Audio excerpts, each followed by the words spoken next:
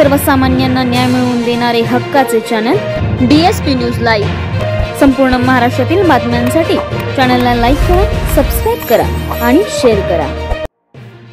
शिंदवणे Jejuri road कुठलेही नियोजन न करता जड वाहतुकीस बंद। बातमी येत आहे हवेली प्रतिनिधी अमोल महाडिक यांच्याकडून। शिंदवणे जेजुरी रोड जड वाहतुकीसाठी बंद करण्यात आलेला आहे। जेजुरी आणि सासवड या ठिकाणावरून येणारी जड वाहने वाघापूर चौफुला ते यवतकडे वळवणे गरजेचे होते। तसेच BPCL कंपनी आणि आसपासच्या गावातील जड वाहतुकीचे शिंदवणे डाळिंब मार्गे वळवणे गरजेचे होते। तसेच वळती रोड ते आळंदी महतोबा मार्गे वळवणेही गरजेचे होते। PWD विभागाने कुठलेही नियोजन न करता रस्ता जड वाहतुकीस बंद केला आहे।